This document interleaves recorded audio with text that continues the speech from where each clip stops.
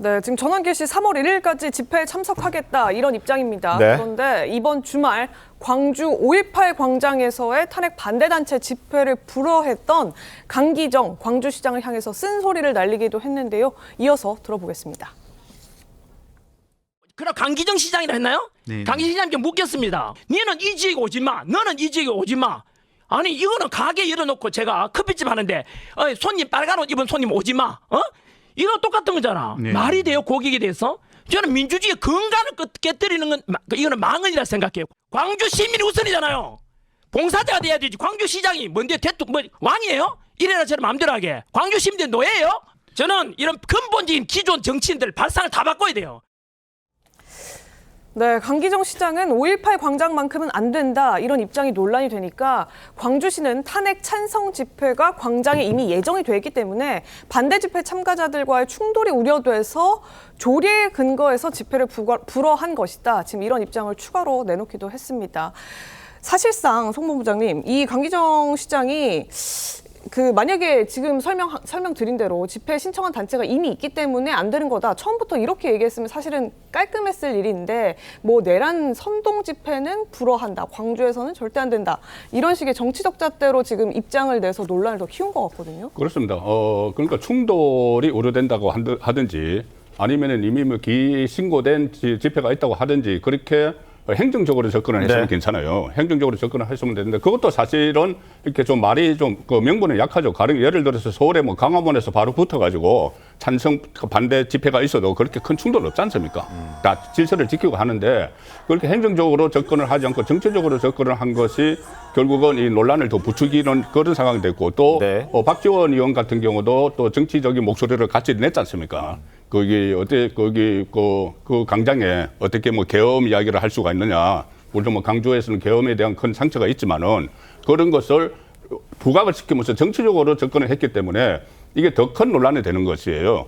그리고 전환길 씨 같은 경우가 만약에 거기 참석을 한다면은 또 불상사가 일어날 수도 있다. 네. 이렇게 접근을 했으면 또 모르는데 그게 아니고 감히 어디를 오려고 하느냐 이렇게 되면은 그럼 왜 한쪽 편만 거기서 집회를 할 수가 있는 것이냐. 네. 이런 또 정치적 논란이 계속 불거지는 상황이죠.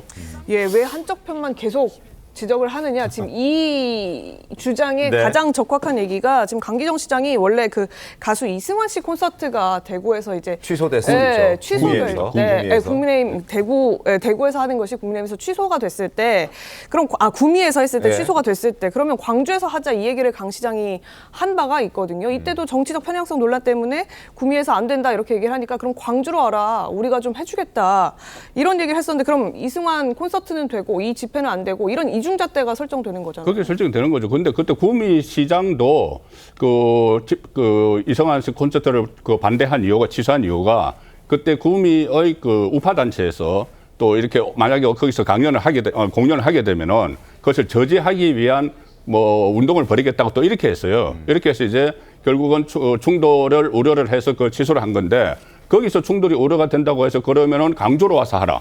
이렇게 네. 되면은 이것은 결과적으로는 어떻게 접근을 하든지 간에 국민 갈라치기밖에 안 되는 거예요.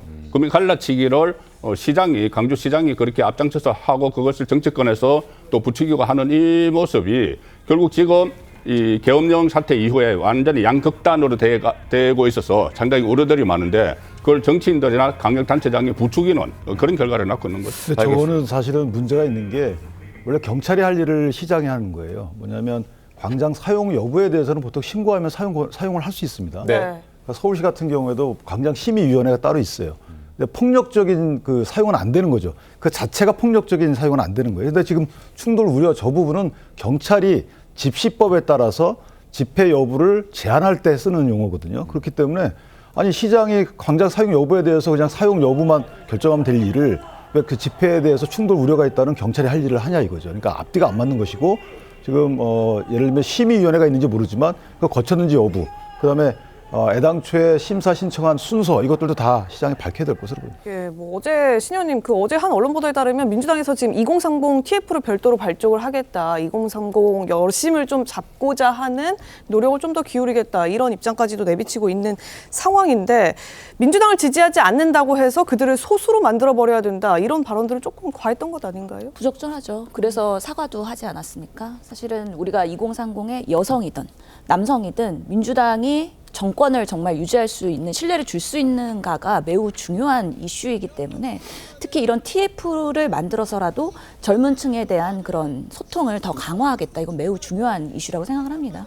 특히 우리 당에서도 사실 2030 의원들이 있어요. 근데 21대보다 22대 지금 현재가 오히려 좀 줄었습니다. 그래서 이 청년 세대를 대변할 수 있는 의원들이 더 적극적으로 활동을 할 수 있는 공간을 당내에서도 만들고 그들의 소리를 들어야 되는데 우리 쪽을 지지하는 그런 청년층뿐만 아니라 반대에 있는 분들이 왜 민주당을 신뢰하지 않는지를 저는 쓴소리를 더 많이 들어야 된다고 생각을 하고요.